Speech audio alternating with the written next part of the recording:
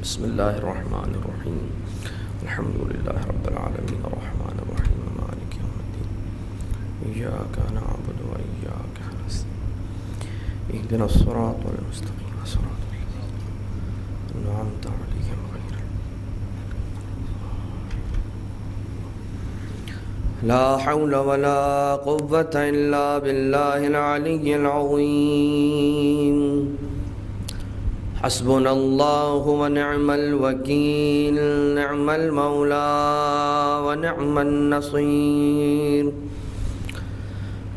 اعوذ باللہ من الشیطان اللعین الرجیم بسم اللہ الرحمن الرحیم حمدا لک یا ذا الجود والاحسان والفضل والطول والامتنان وصلاة وسلاما على من لا ينطق عن الهوى إن هو إلا وحي يوحى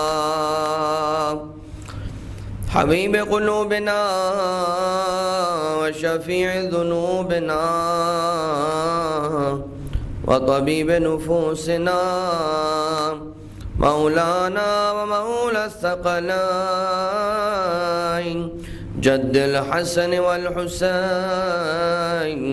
أبي القاسم المصطفى محمد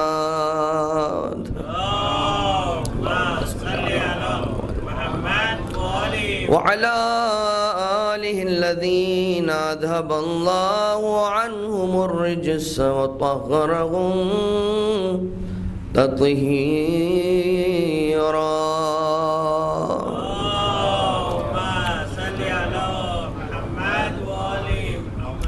واللعنة الدائمة على أعدائهم أجمعين من الأزل إلى قيام يوم الدين أما بعد فقد قال الله تبارك وتعالى في محكم كتابه المجيد وفرقان المبين وقوله الحق وهو أصدق القائلين بسم الله الرحمن الرحيم كلا لو تعلمون علم اليقين لترون الجحیم صلوات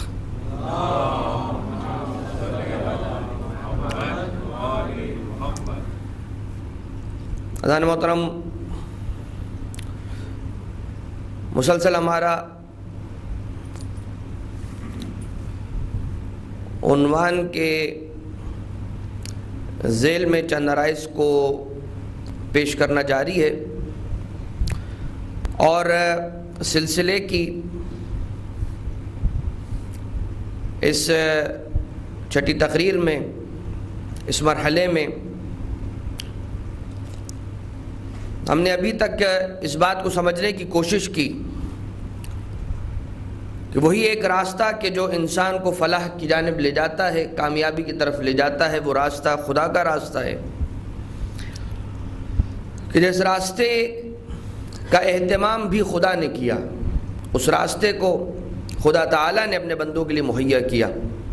اس راستے کی ہدایت کے لیے ہادیوں کو بھی خدا تعالیٰ ہی نے بھیجا،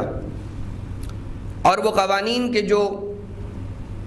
جس پر عمل کرنے کا کہا گیا وہ قوانین بھی خدا تعالیٰ ہی نے بنا کر انسان کے لیے بھیجے۔ انسان کا فقط اتنا کام ہے کہ ان قوانین پر عمل کرتا جائے، فالو کرتا جائے، اور جو انسان کی جو منزل ہے جو خدا تعالیٰ نے اس کے لیے طے کی ہے، کامیابی، فلاح، نجات، جنت، وہاں تک انسان پہنچ جائے۔ اور اسی کے مقدمے کے طور پر اور اپنی زندگی کو بہتر سے بہتر بنانے کے لیے اور اپنی زندگی کو ایمان اور اخلاق کے سائے میں گزارنے کے لیے چند چیزوں کی ضرورت ہوتی ہے کہ ان چیزوں کا ذکر بھی کیا جاتا رہا مختلف عناوین کے ذیل میں۔ کبھی یہ بات بیان کی گئی کہ انسان علم حاصل کرے تاکہ اس کا ذہن پختہ ہو، اور اس کے بعد اس کے پختہ ذہن سے ہونے والے فیصلے بھی پختہ ہوا کرتے ہیں۔ وہ علم انسان کو عمل کی طرف لے کر آتا ہے۔ عمل انسان جب انجام دیتا ہے، اگر وہ عمل خلوص کے ساتھ ہوگا، اخلاص سے بھرپور ہوگا، تو پھر وہ فقط عمل نہ رہے گا، قبولیت کے درجے تک بھی پہنچ جائے گا۔ اور پھر یہ بات بھی بیان کی گئی تھی کہ انسان اگر کوئی کام انجام دے رہا ہے، کوئی چیز اس کے پاس ہے، وہ اسے جتنی بھی انسان کے پاس چیزیں ہیں، جتنی بھی انسان کے پاس اشیاء ہیں، جو کچھ بھی انسان رکھتا ہے خدا کا دیا ہوا ہے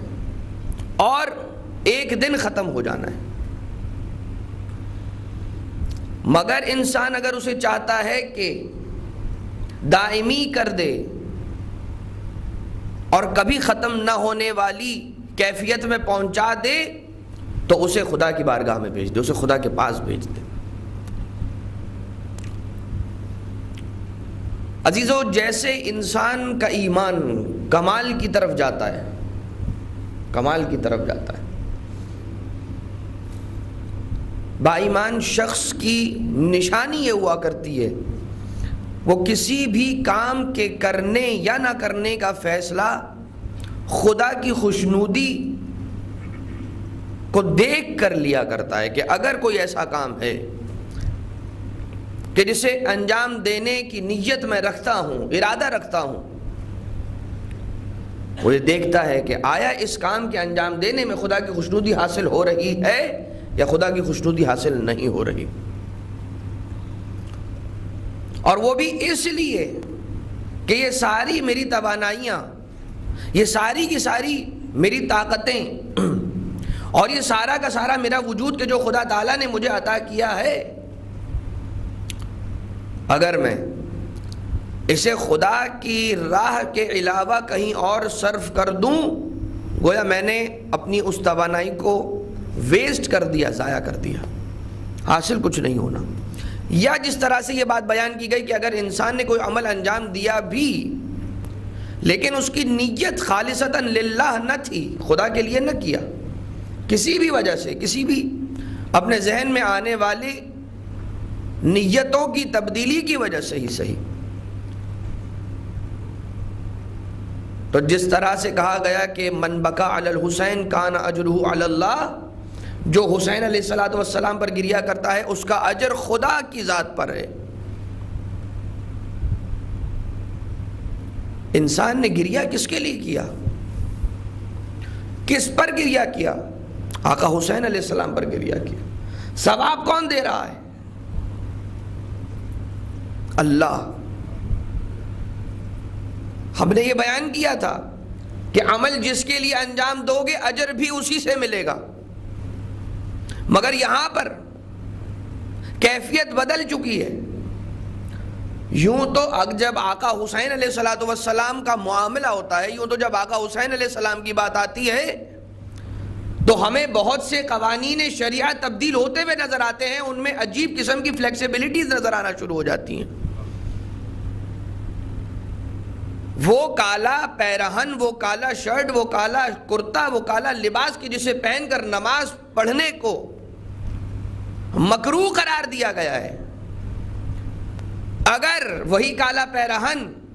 حسین مظلوم علیہ السلام کے غم میں انسان نے پہنا ہوا اور مصلی عبادت پر چلا جائے، نہ فقط یہ کہ کراہیت ختم ہو جاتی ہے بلکہ استحباب حاصل ہو جاتا ہے۔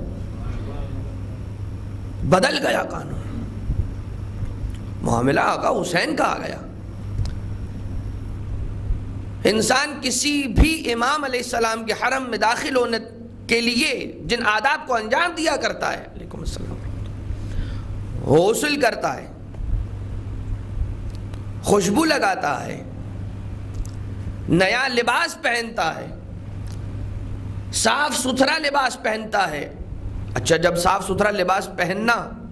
یا نہ پہننا، جیسا کہ امام حسین علیہ السلام کے حرم میں داخل ہونے کے آداب میں ہے کہ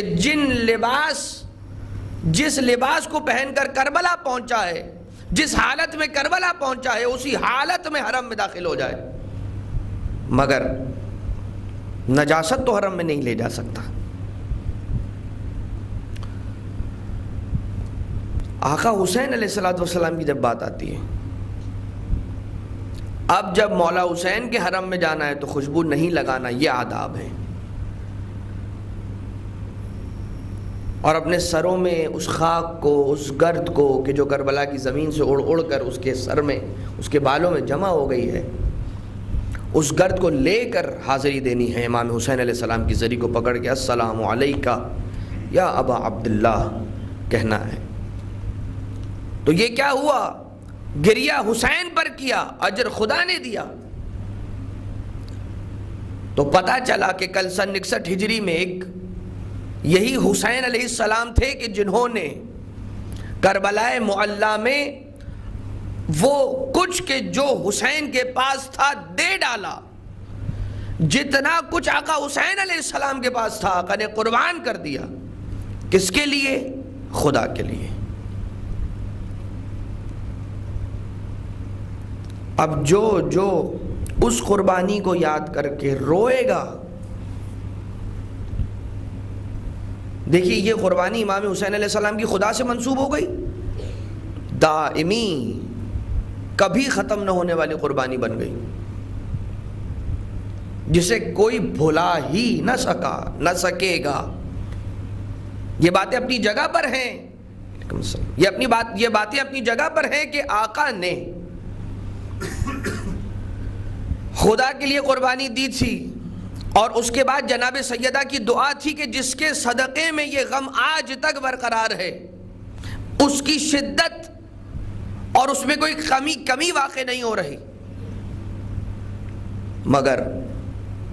یہ قربانی چونکہ خدا سے منسوب ہو گئی، خدا کے لیے ہو گئی، اور صرف خدا کے لیے تھی، اس لیے ہماگیر آفاقی کبھی ختم نہ ہونے والی دائمی حیثیت اختیار کر گئی۔ لہذا عمل، اخلاص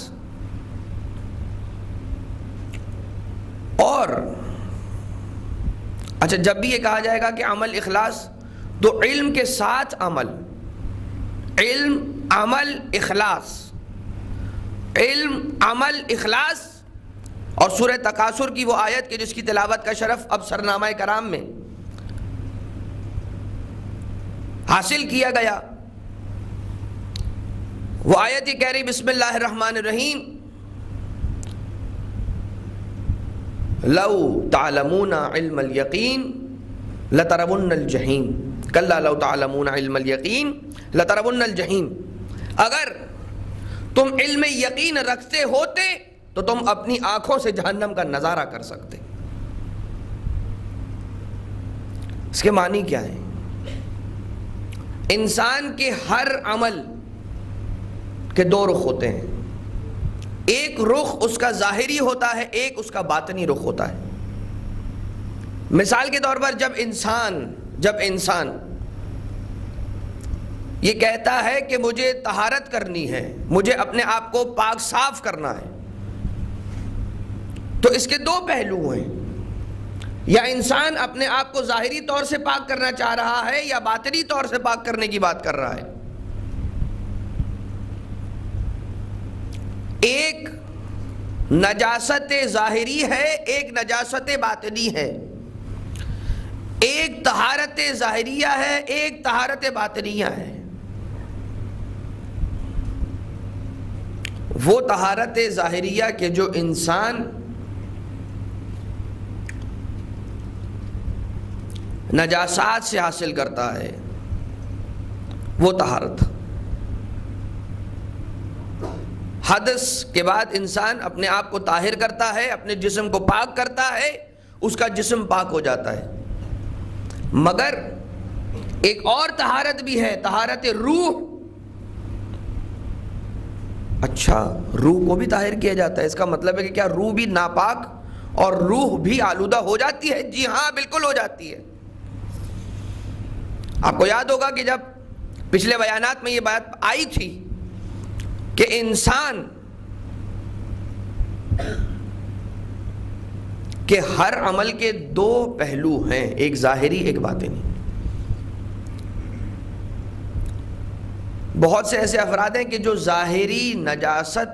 کو تو درک کرتے ہیں، باطنی نجاست سے ناآشنا ہوتے ہیں.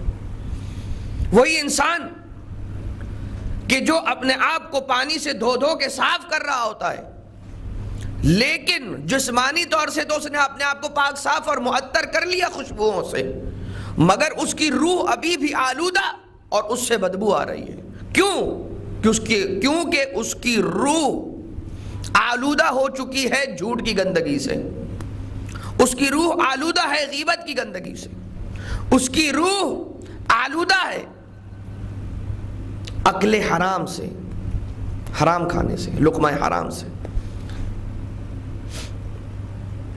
اور ہر گناہ کا ایک اثر ہے، ہر گناہ کی ایک علامت ہے کہ جب انسان سے کثرت کے ساتھ گناہ ہونے شروع ہو جاتے ہیں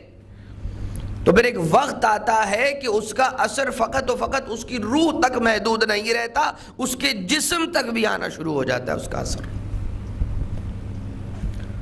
کیونکہ خدا کی پھر بلائیں نازل ہوتی ہیں. دعائے کمیل کہ وہ جملے سب کو یاد ہیں، اللہم اغفر لی الذنوب التی تنزل البلا، کہ اے خدا میرے ان گناہوں سے درگزر فرما کے جو بلائیں نازل کرتے ہیں. اللہم اغفر لی الذنوب التی تحبس الدعاء، دعا کو روک لیتے ہیں، پرواز میری دعا میں نہ رہتی، تجھ تک میری آواز نہیں پہنچتی، میرے گناہوں کے بوجھ نے میری آواز کو تجھ تک پہنچنے سے روک دیا ہے. اور ہم نہ جانے دنیا میں کہاں کہاں تلاش کرتے پھرتے ہیں کہ ڈھونڈا جائے وہ سبب کس نے کس پر کیا کروا دیا ہے کہ جس کی وجہ سے اس پر یہ بلائیں نازل ہو رہی ہیں. لہذا بات چونکہ یقین کی ہو رہی ہے، جب انسان علم رکھتا ہے، اسے معلوم ہوتا ہے اور اس کا یہ علم ایمان کے سائے میں اور یقین کے سائے میں آگے بڑھتا رہتا ہے اور وہ عمل بھی کرتا رہتا ہے، عمل صالح، اور اس کا سفر خدا تعالیٰ کی جانب بڑھتا رہتا ہے، اطاعت کا سفر، یعنی کہ وہ فقط و فقط اسی راہ پر رہتا ہے کہ جس راہ پر خدا تعالیٰ کی خوشنودی حاصل ہوتی ہے. تو پھر کیا ہوتا ہے؟ اس کے یقین میں اضافہ ہونا شروع ہو جاتا ہے، اس کے یقین میں اضافہ ہونا شروع ہو جاتا ہے. دیکھیں جو شخص نہیں جانتا اس کی بات اور ہوتی ہے، مگر جو جانتا ہے اس کی دو قسمیں ہوتی ہیں. وہ کہ جو ذرا سا اپنے علم میں پختہ نہیں ہوتا اور نہیں جانتا کہ میرے اس عمل کے نتیجے میں کیا اثر نکلے گا، کیا اثر ظاہر ہوگا. اور ایک وہ شخص ہوتا ہے وہ جانتا بھی ہے اور اسے یہ بھی پتا ہے، یعنی اسے یہ بھی معلوم ہے کہ یہ عمل غلط ہے اور اسے یہ بھی معلوم ہے کہ اس عمل کے انجام دینے کے نتیجے میں اس کے کیا سائیڈ ایفیکٹس ہونے ہیں اور اس کے کیا اثرات رونما ہونے ہیں. کوئی بھی شخص جب اپنی گاڑی کا دروازہ بند کر رہا ہوتا ہے تو لاک کے پاس اپنی انگلی رکھ کے دروازہ بند نہیں کرتا، بلکہ اگر کبھی غلطی سے اس کا ہاتھ قریب بھی ہو اور کسی کا ہاتھ دروازے کے ہینڈل کی طرف جاتا ہے کہ ابھی وہ بند کرنا چاہ رہا ہوتا ہے، فوراً سے اپنا ہاتھ ہٹا لیتا ہے. کیونکہ وہ اس نتیجے کو جانتا ہے کہ اگر دروازہ اس حالت میں بند ہو گیا کہ میری انگلیاں یہیں پر رہیں تو مجھے نقصان اٹھانا پڑے گا. اسی طرح سے جس طرح سے چھوٹا سا بچہ اپنی ہاتھ میں چاقو کو لے لیتا ہے اور اسے کھیلنا شروع کر دیتا ہے. بچہ چھوٹا ہے، نہیں جانتا، ابھی وہ چیز اس کے لیے نئی ہے، ابھی وہ اس مرحلے میں ہے کہ وہ اس چاقو کو دیکھے گا، اس کے ساتھ کھیلے گا، 2-3 مرتبہ اپنے ہاتھ زخمی کرے گا، اسے پتہ چل جائے گا کہ ہاں یہ وہ چیز ہے کہ جو میرے ہاتھ کو نقصان پہنچا سکتی ہے. اس کے بعد جب اسے درد ہوگا، جب اس کا خون نکلے گا اور وہ ڈر جائے گا اور وہ سمجھ جائے گا اور وہ منزل یقین پر پہنچ جائے گا، تب وہ اسے ترک کر دے گا، چھوڑ دے گا. پھر وہ دور سے بھی اس کو چھونے کی کوشش نہیں کرے گا. کیوں؟ اسے پتہ چل چکا ہے. اور پتہ چلنا کس منزل تک اور کس معراج اور کس کمال تک ہے؟ یقین ہے اسے، یقین. آگ میں انسان ہاتھ اس لیے نہیں ڈال سکتا، یہ مثال تو بہرحال 2-3 دن قبل بھی آ چکی ہے، اس لیے نہیں ڈالتا اس آگ میں انسان ہاتھ کہ وہ جانتا ہے، اور فقط جانتا نہیں ہے، یقین کی حد تک اسے بتائے کہ اگر میں اس آگ میں ہاتھ ڈال دوں گا تو میں جل جاؤں گا. بس ہماری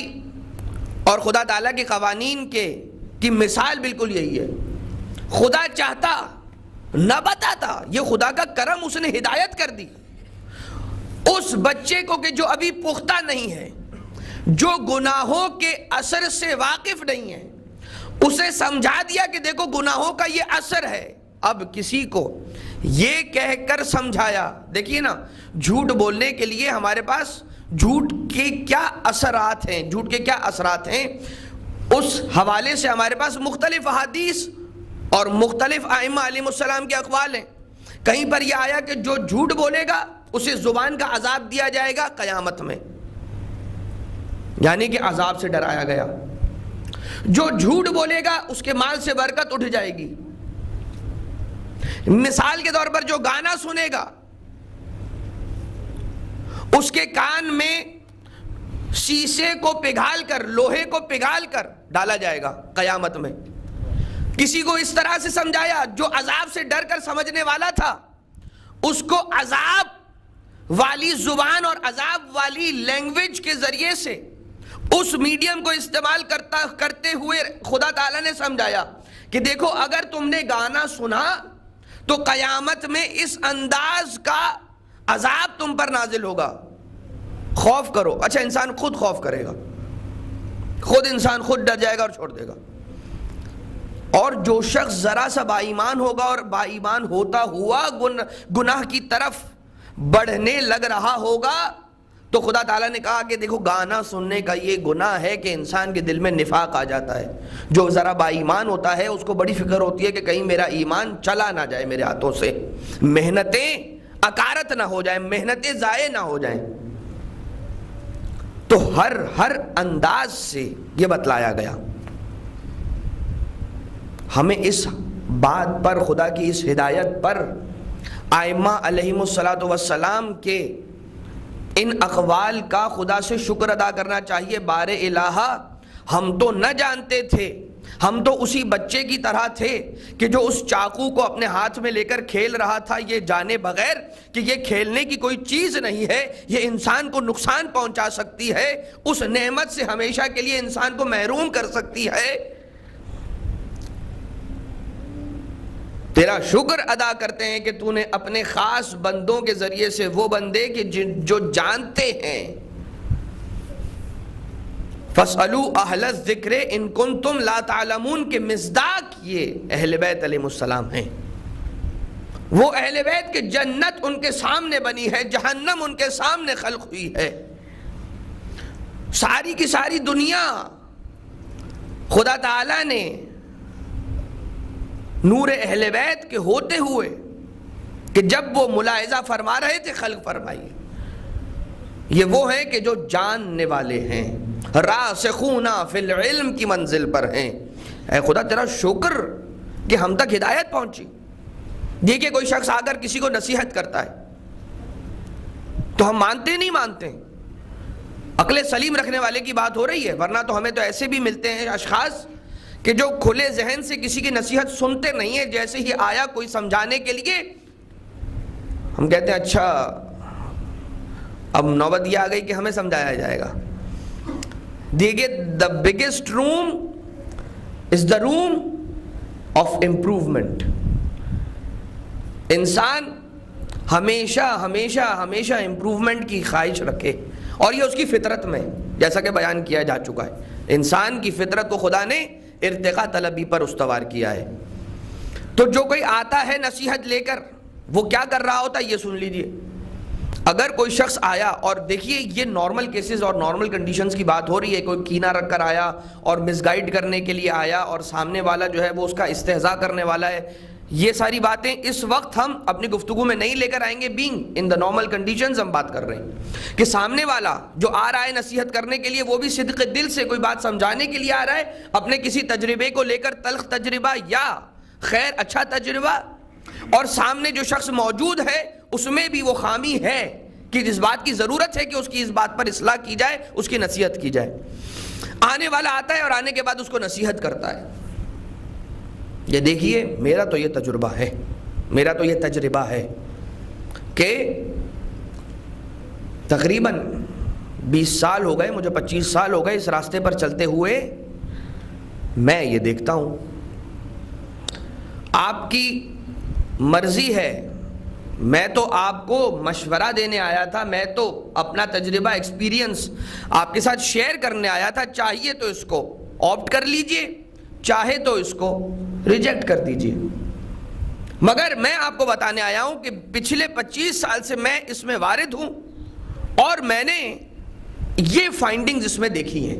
اور یہ کنکلوژن ہے، تو وہ میں آپ کو دینے آیا ہوں۔ یقین جانیے انسان کو اگر کوئی واقعی صحیح نصیحت کرنے والا مل جائے، اور اس کو نصیحت مل جائے، اس کی گائیڈنس مل جائے،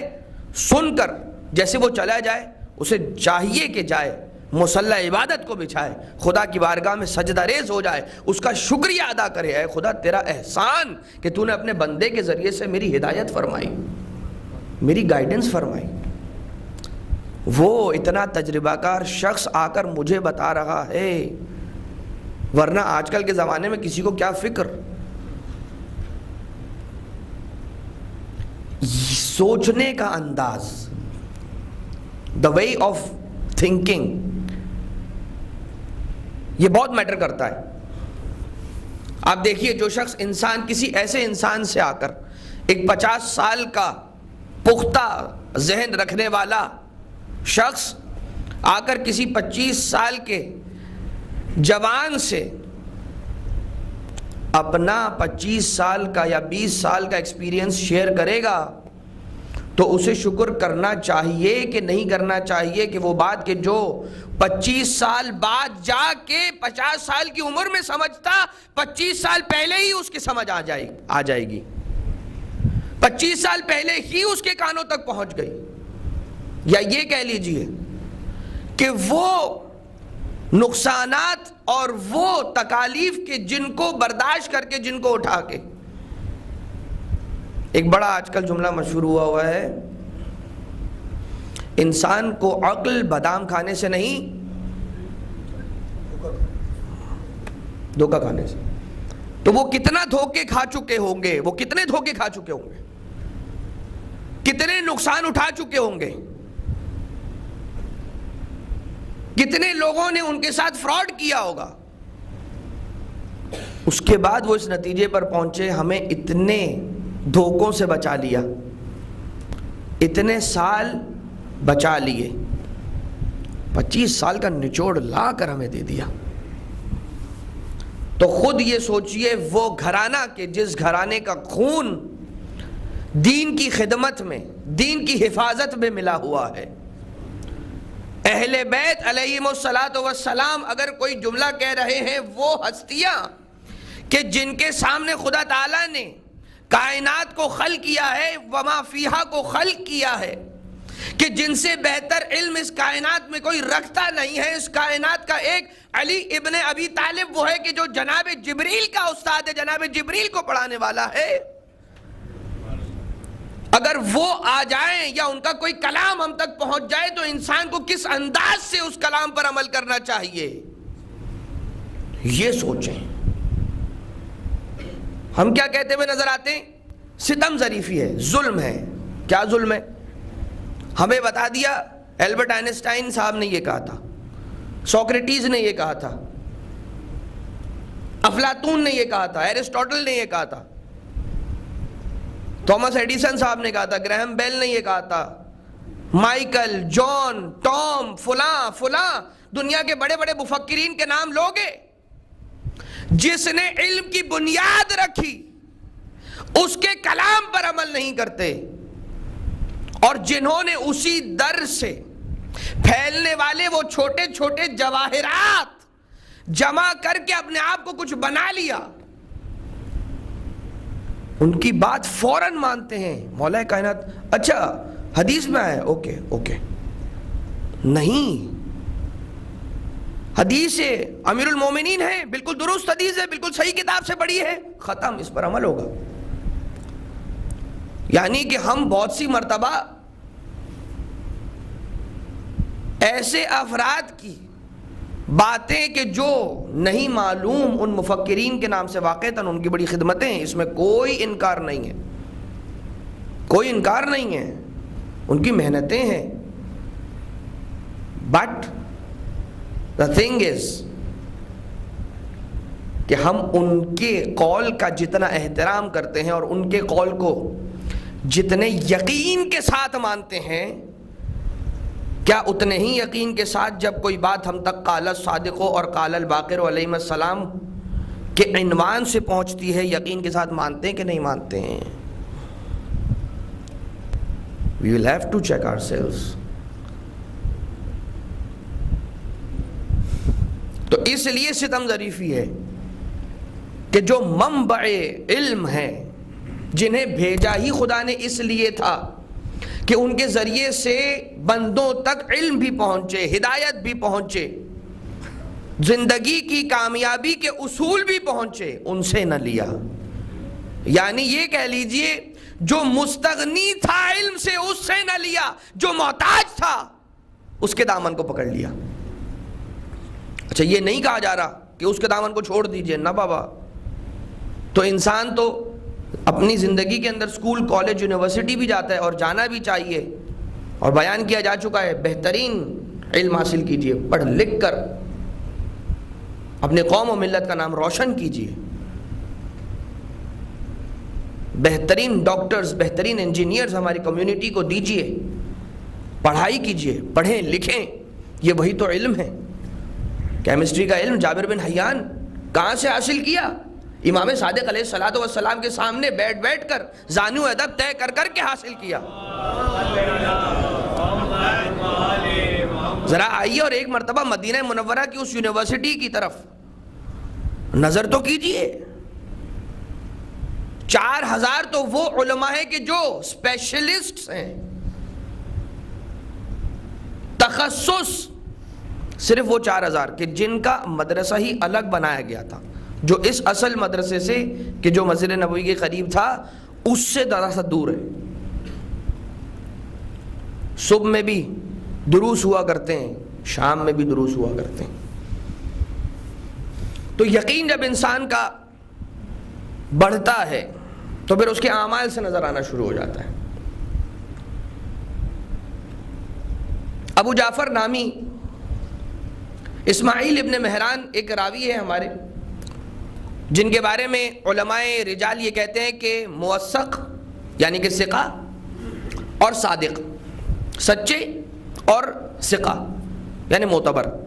راوی ہیں اسماعیل ابن مہران۔ وہ بیان کرتے ہیں کہ شہر کوفہ میں ابو جعفر نامی ایک شخص رہا کرتا تھا، اور نیک پرہیزگار شخص تھا۔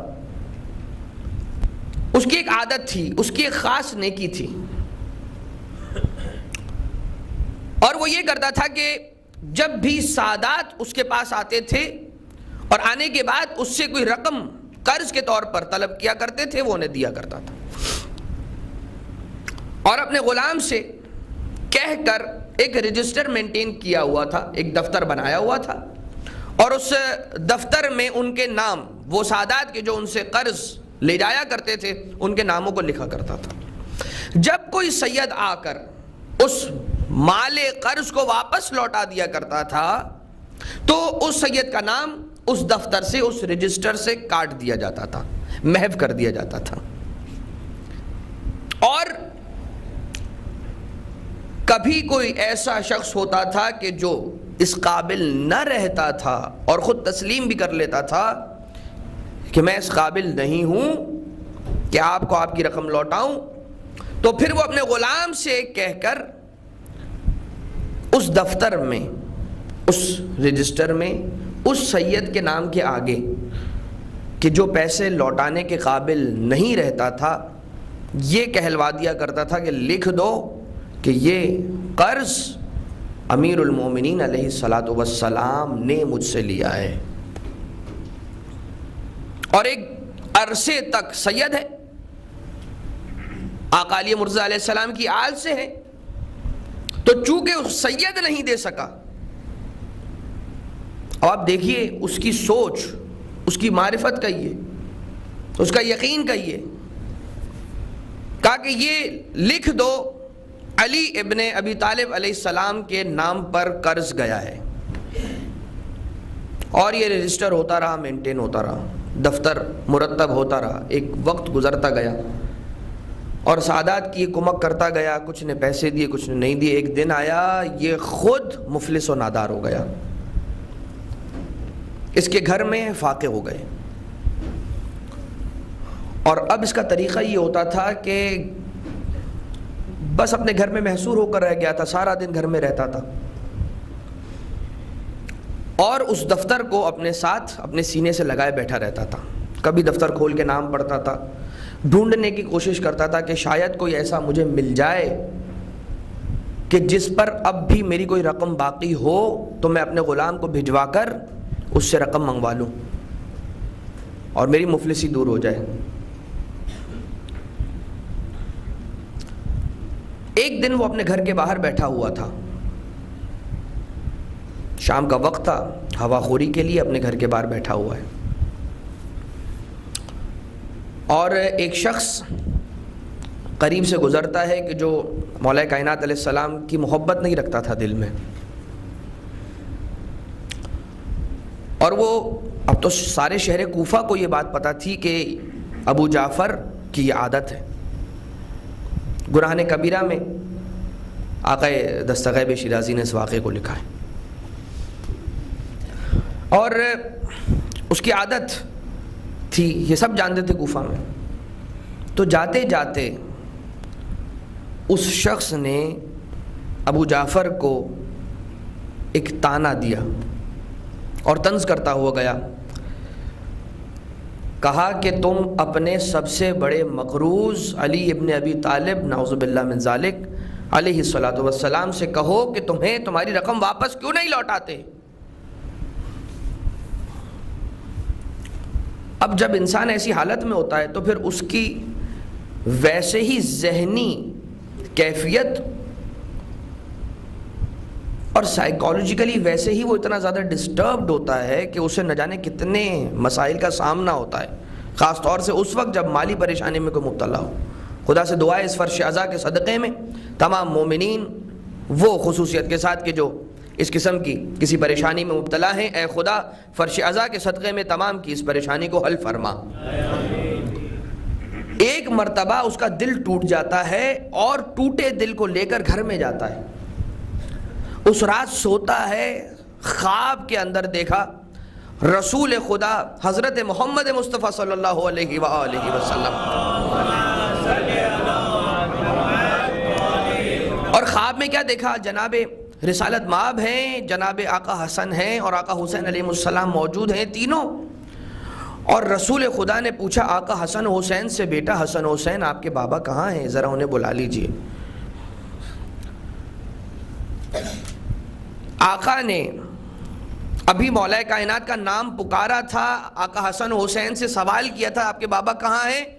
دیکھا دوسری جانب سے مولا کائنات تشریف لے کر آتے ہیں اس حالت میں کہ ان کے ہاتھوں میں اشرفیوں سے بھری ہوئی تھیلی ہے، اور یہ سب عالم خواب میں ہے، اور ابو جعفر دیکھ رہے ہیں، وہ دیکھ رہے ہیں کہ یہ انداز ہے مولا کائنات جب آئے ہیں۔ رسول خدا نے دیکھا مولا کائنات کی طرف، مولا کائنات نے دیکھا رسول خدا کی طرف، دونوں نے ایک دوسرے کو دیکھ کر تبسم فرمایا، مولا کائنات آگے بڑھے، ہاتھوں سے اس اشرفیوں سے بھری ہوئی تھیلی ابو جعفر کے ہاتھ میں دی، یہاں سے رسول اکرم نے فرمایا اے ابو جعفر خدا تمہیں سلامت رکھے، اس خدمت کا اجر خدا دے، ہماری آل سے تعلق رکھنے والے افراد جب بھی تمہارے دروازے پر آئے انہیں خالی ہاتھ نہ لوٹنا، یہ لو یہ تمہارا مال تمہاری خدمت میں تمہیں واپس کیا۔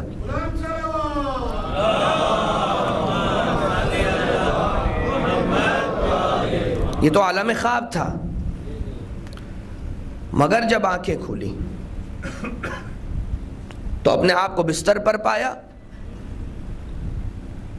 اور جیسے ہی اپنی ہتھیلی کی جانب دیکھا تو وہ تھیلی آپ کے ہاتھ میں موجود تھی۔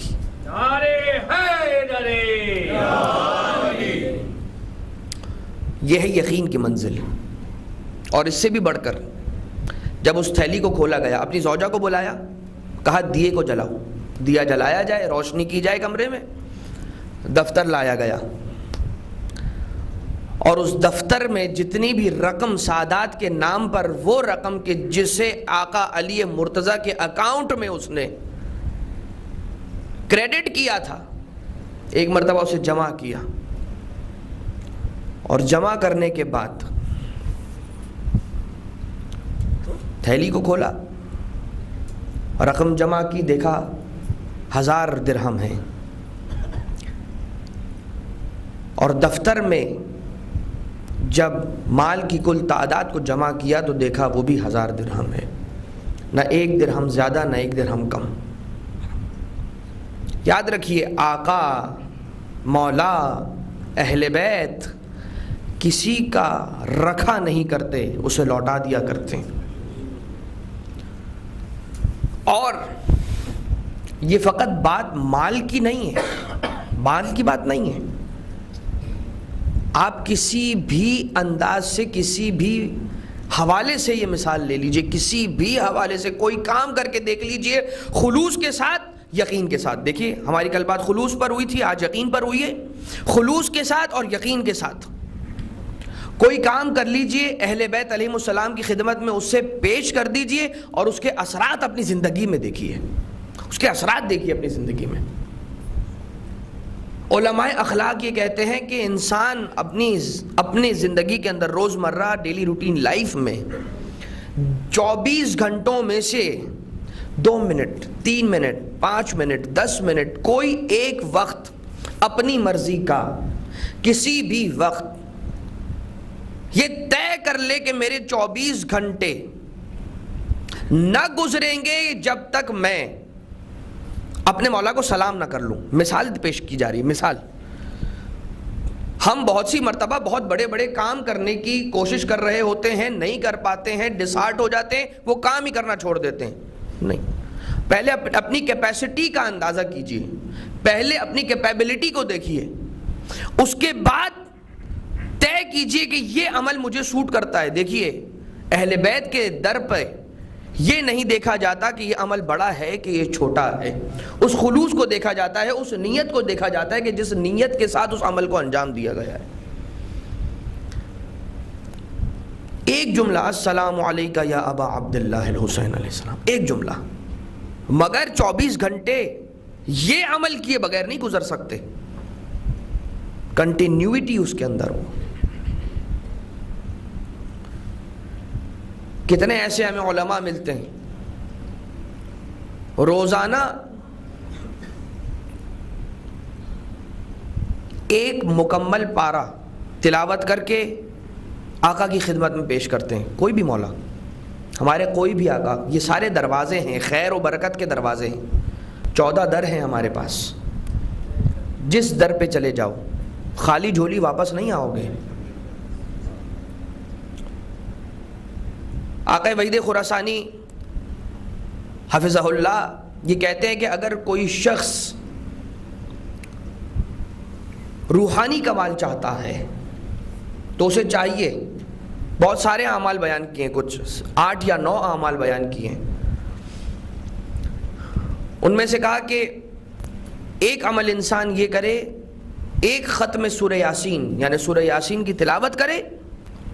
اور اس کے بعد اسے ہدیہ کر دے آقا حسین علیہ السلام کی خدمت میں۔ انداز ذرا سا تبدیل کر کے بھی اس عمل کو انجام دینے کی تاکید آئی ہے۔ سورہ یاسین جو قرآن کریم کا دل ہے،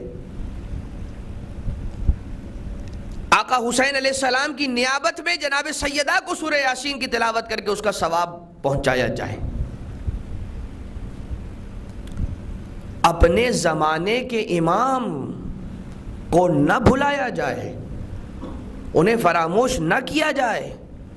زمانے کے امام ہیں. آقا مقدس اردبیلی کا وہ واقعہ آپ سب جانتے ہیں، سن چکے ہیں کہ رات کا عالم ہے جناب مقدس اردبیلی. آپ کا نام مقدس نہیں ہے، آپ کا نام احمد ابن محمد اردبیلی ہے. مقدس اس لیے کہ آپ خود اتنے مقدس تھے، نام مقدس پڑ گیا. آپ جب چاہتے تھے حرم امیر المومنین علیہ السلام میں داخل ہو کر زیارت کرنا، اگر دروازے بند ہوا کرتے تھے اس وقت جب آپ دروازے کے سامنے جا کر کھڑے ہوا کرتے تھے، مولا کائنات کے حرم کے دروازے آپ کے لیے کھل جایا کرتے تھے. کیوں؟ یہاں سے انسان کی طرف سے اتنا زیادہ پختہ رشتہ ہو. ساری دنیا حسین کو اپنا مولا مانتی ہے، ساری دنیا علی کو اپنا مولا مانتی ہے. کمال یہ ہے کہ علی کہہ دے کسی کی طرف اشارہ کر کے کہ ہاں یہ بھی میرا ماننے والا ہے. کمال یہ ہے. آقا مقدس اردبیلی نے ایک مرتبہ، اچھا ان کا طریقہ کار یہ تھا کہ جو ان کی مشکل ہوتی تھی، جو ان کا سوال ہوتا تھا، ذریح امیر المومنین علیہ السلام میں ایک پرچہ لکھا کرتے تھے اور ذریح میں ڈال دیا کرتے تھے، اور ان کا جواب آ جایا کرتا تھا مولا کی خدمت سے. یہ وہ افراد ہیں کہ جو معصوم نہیں ہیں، ان 14 میں سے نہیں ہیں، ان کے در کے مطیع ہیں، ان کے در کے اطاعت گزار ہیں. جیسا انہوں نے کہا، جیسا اہل بیت نے کہا، جیسا خدا کا حکم آیا یہ کرتے گئے. اتنے پاک و پاکیزہ ہو گئے. تو ایک مرتبہ یہ ہوا کہ مولا کائنات کے روضے میں جاتے ہیں اور وہاں سے چل کر اپنا رخ مسجد کوفہ کی طرف کیا، اور وہ جو طالب علم آپ کو فالو کر رہا تھا وہ پہلے فالو کرتا ہوا مولا کائنات کے روضے تک آیا، اور وہاں سے پھر مسجد کوفہ آیا. مسجد کوفہ میں ایک مقام پر آپ تشریف فرما ہو گئے، کسی کے ساتھ گفتگو کرنے لگے، اور اس کے بعد نم آنکھوں کے ساتھ، تر آنکھوں کے ساتھ، اشک بھری آنکھوں کے ساتھ واپس پلٹ رہے ہیں. واپسی کے راستے پر آہٹ کو محسوس کر لیا، اور جناب مقدس اردبیلی نے دیکھ لیا کہ ان کے شاگرد ان کا پیچھا کر رہے ہیں. سوال کیا، سوال و جواب، باتوں کا سلسلہ آگے بڑھا، اور پھر وہی تو نتیجہ نکلا تھا کہ میں مولا کے پاس تو آ کر اپنی مشکلات کو بیان کر رہا تھا، آج مجھے مولا علی نے یہ کہا کہ میرا فرزند تمہارے زمانے کا امام ہے مقدس اردبیلی، انہوں نے شکوہ کیا ہے کہ تم اپنی مشکلات کے حل کے لیے ان کی طرف متوجہ کیوں نہیں ہوتے. یہ بھی دروازہ ہے، وہ بھی دروازہ ہے. اور ظاہر سی بات ہے جناب مقدس اردبیلی نجف میں رہنے والے، ایک خاص انسیت ہو جاتی ہے، مولا کائنات کے سامنے اپنی مشکل کو رکھا کرتے ہیں. یہ بھی غلط نہیں ہے، مگر ایک مرتبہ فوراً سے متوجہ ہو گئے اور افسوس کا اظہار کیا، آقا فوراً میں کوفہ جاتا ہوں. جب پوچھا تھا کہ آپ کے وہ فرزند کہاں ہے، کہا مسجد کوفہ میں، اس وقت جاؤ ان کی خدمت میں، اور وہاں تشریف لے گئے. وہ واقعہ کہ جو دربار میں ہوا تھا، اور ایک انار پر کس سازش کے طور پر وہ ادھورا کلمہ لکھوایا گیا تھا، اور وہ ساری داستان، تو وہاں پر موجود علماء نے 3 دن کا وقت مانگا. یہ کہا کہ ہمارے اس مسئلے کا حل تو مل جائے گا، مگر ہمیں آپ سے وقت چاہیے اے بادشاہ. انہوں نے کہا ٹھیک ہے، اگر تم اس بات کا جواب نہیں لے کر آئے 3 دن کے بعد، تو پھر آج سے تمہیں کافر تصور کیا جائے گا. 3 دن کا وقت مانگا کہ زمانے کے امام سے توسل کر کے اس مسئلے اور اس مشکل کا جواب حاصل کیا جائے. 3 دن گزر گئے. اچھا، پوری کمیونٹی میں سے، پورے معاشرے میں سے، اس پورے سوسائٹی میں سے بہترین عابد و زاہد افراد کو چن کر جمع کیا گیا، اور انہوں نے عبادتیں انجام دیں. پہلا دن گزرا، دوسرا دن گزرا، تیسرا دن گزرا. جب 3 دن کا موعد مکمل ہو گیا اس کے باوجود بھی مولا کائنات، مولا امام زمانہ آنے میں جب ذرا تاخیر ہو جاتی ہے، اور جب مولا آتے ہیں، ان تینوں زاہدوں نے عابدوں نے سوال کر لیا آقا آپ نے آنے میں بڑی دیر لگائی، مولا کا فقط یہی جواب تھا میں نے آنے میں دیر نہیں لگائی، تم نے مجھے بلایا بڑی دیر سے۔ یقین جانو جس وقت تم 3 دن کی مہلت اس بادشاہ سے مانگ رہے تھے، وہاں تمہارے قریب، تمہارے جوار میں موجود، تمہارے ساتھ کھڑے ہو کر تمہاری باتوں کو سن رہا تھا، اگر مجھے اسی وقت پکارا ہوتا یا صاحب الزمان ادرکنی کہہ کر تمہاری مشکل کے حل کے لیے حاضر ہو جاتا۔ کمی ہم میں ہے، ہم میں یقین کی کمی ہے، یقین نہیں ہے۔ امام زمانہ ہیں، حاضر و ناظر ہیں۔ اب جب بات مشکلات کے حل کے ذریعے سے ہم نے سمجھ لی کہ جب مشکل ہو تو ٹیلی فون انسان یوز کرتا ہے، سیل فون یوز کرتا ہے، اپنے کانٹیکٹ سے رابطہ کرتا ہے، مگر وہ رابطہ کرنے سے ایک لحظہ قبل صرف یہ کہہ دے آقا میں فلاں شخص سے رابطہ کرنے والا ہوں، مجھے ایک مشکل کا سامنا ہے، آپ اس وقت حاضر ہیں، آپ ناظر ہیں، آپ دیکھ رہے ہیں، آپ جانتے ہیں مجھے کس مشکل کا سامنا ہے، التجا ہے میرا یہ کام ہو جائے، التجا ہے میری مشکل آسان ہو جائے۔ آپ کا مقام بہت بلند ہے، خدا تعالیٰ کی بارگاہ میں آپ کی شان ہے، آپ کا مرتبہ ہے، اگر آپ میرے لیے دعا کریں گے تو پھر خدا رد نہیں کرے گا۔ اے زمانے کے امام آپ مجھے دیکھ رہے ہیں، مجھے یقین ہے، میری عرضی کو خدا کی بارگاہ میں پہنچائیں۔ اہل بیت علیہ الصلوۃ والسلام کے یقین کا تو رابطہ قائم کریں، کہیں ایسا نہ ہو کہ جس طرح سے اس شخص کے ساتھ واقعہ ہو گیا کہ تمہارے بلانے میں کمی تھی، ہم تو آنے کے لیے تیار تھے۔ اور یہی ہوا تھا کوفہ میں آقا حسین علیہ السلام کو جب بلایا جا رہا تھا، الاجل یا مولا، الاجل الاجل، فصلیں پک چکی ہیں، پھل تیار ہو چکے ہیں، صرف فصلیں کاٹنے کی اور پھل اتارنے کی دیر ہے۔ کوفہ میں بلایا جا رہا ہے، وہی کوفی کے جو آقا حسین کو بلا رہے تھے۔ جب آقا حسین کا بھائی جناب مسلم آئے تو ان کے ساتھ کیسا سلوک کیا، کوئی بک گیا، کوئی ڈر گیا، کوئی سہم گیا، کوئی گھر میں بیٹھ کے دروازہ بند کر گیا۔ اور یاد رکھیے اچھے وقتوں میں تو سب ساتھ ہوتے ہیں، کڑے وقتوں میں لوگوں کو پتہ چلتا ہے۔ اور عزیزو یہ کوفہ تھا، کل اسی کوفہ کے لوگوں نے آقا حسین کو کہا جاتا ہے تقریباً 30,000 خطوط لکھ کر بلایا، یعنی اتنے افراد تھے کہ جو آقا حسین کے چاہنے والے تھے۔ مگر مجھے نہیں پتا وہ شہزادی کے جو کوفہ میں راج کیا کرتی تھی، علی کی بیٹی زینب، جب وہ بے ردا ہو کر اپنے ہی شہر کوفہ میں آئی ہوگی تو کیا عالم ہوگا مجھے نہیں معلوم۔ اسی کوفہ شہر میں جب حسین کے اتنے چاہنے والے تھے تو وہ پتھر کے جو کبھی آقا زین العابدین کے سر پہ لگ رہے ہیں، کبھی شہزادی زینب کبریٰ کے سر پہ لگ رہے ہیں، وہ پتھر کہاں سے آ رہے تھے؟ حد ہے کہ جب ردائیں لا کر کسی چاہنے والے نے بیویوں کے سروں پر رکھ دی تو بھی آ کر نیزے کی نوک سے کبھی جناب زینب کی ردا کو دوبارہ سے چھینا گیا، کبھی ام کلثوم کے سر سے ردا کو اتارا گیا،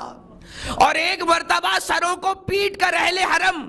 سر عباس کی طرف رخ کر کے یہی کہتے تھے عباس ہماری مدد کیجئے، آپ ہماری چادر کے محافظ، ہمارے سروں پر ردا نہ رہی، کبھی بازاروں کے باہر کبھی دربار۔ آقا سید سجاد سے جب پوچھا گیا آقا سب سے زیادہ ستم آپ پر کہاں ہوئے، 3 بار کہا الشام الشام الشام۔ آقا شام 3 بار کہنے کی کیا ضرورت ہے، کہا بازار شام، دربار